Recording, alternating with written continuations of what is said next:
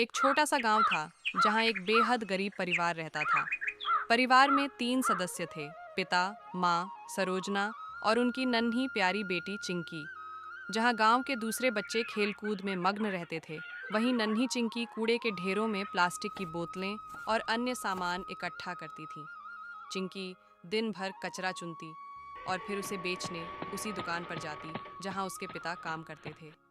दुकान का सेठ बेहद कंजूस और बेईमान था।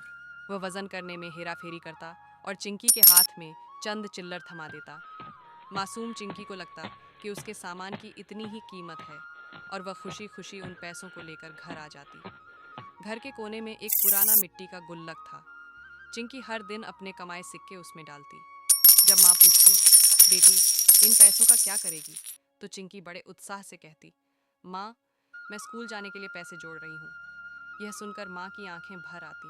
वह सोचती कि काश उनके पास इतने पैसे होते कि चिंकी को स्कूल भेज पाते, पर वह अपनी उदासी छुपाकर मुस्कुरा देती ताकि चिंकी का मन न छोटा हो। इधर चिंकी के पिता दिन भर सेठ की दुकान पर हाड़-तोड़ मेहनत करते, लेकिन शाम को जब वेतन की बारी आती तो सेठ आधा वेतन ही देता। पिता खामोशी से वह पैसे लेकर चल देते। वह सोचते, अगर विरोध किया तो यह काम भी छूट जाएगा, फिर परिवार क्या खाएगा। एक शाम जब वह आधा राशन लेकर घर पहुंचे तो सरोजना ने दुखी होकर पूछा, आज फिर आधा वेतन? आप उस लालची सेठ के यहाँ काम क्यों नहीं छोड़ देते?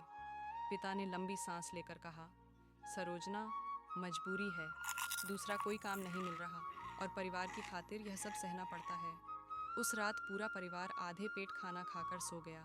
बिस्तर पर लेटे हुए पिता ने हिम्मत जुटाकर कहा, सरोजना क्यों ना हम अपनी एक चाट पानी की दुकान खोल लें? सरोजना ने मायूसी से कहा, पर इसके लिए पैसे कहाँ से आएंगे?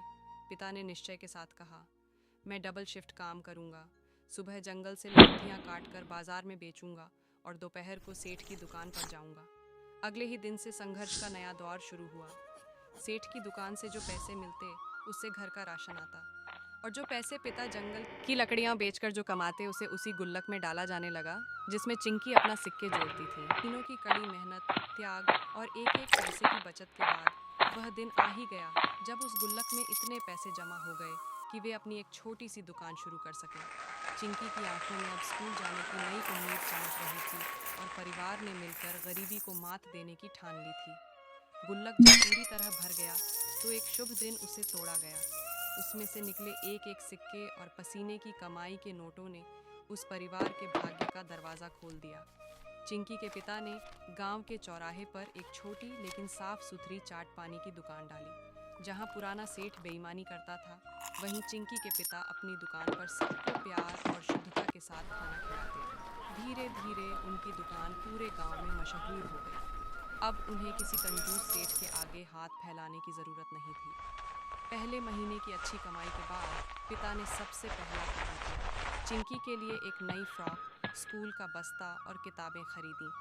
जिस दिन चिंकी ने पहली बार स्कूल की वर्दी पहनी, उसकी खुशी का ठिकाना न था।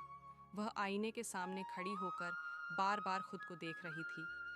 माँ सरोजना की आंखों में आज दुख के आंसू नहीं, बल्कि गर्व के आंसू थे।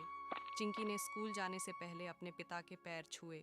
पिता ने उसे गले लगाकर कहा, बेटी तूने ही हमें सिखाया कि बूंद बूंद से घड़ा भरता है। अगर तू वह गुल्लक न जोड़ती तो शायद हम कभी हिम्मत न जुटा। उपसंहार समय बीतता गया। पिता की दुकान और बड़ी हो गई। अब चिंकी को कूड़ेदान के पास जाने की ज़रूरत नहीं थी, बल्कि वह हाथ में किताबें लेकर हर सुबह गर्व से स्कूल जाती थी। गांव के लोग जो कभी उन्हें हीन भावना से देखते थे, आज उनकी मेहनत की मिसाल देते थे। उस छोटे से परिवार ने यह साबित कर दिया कि चाहे रात कितनी भी अंधेरी क्यों न हो, मेहनत और हौसले का सूरज एक दिन ज़रूर निकलता है।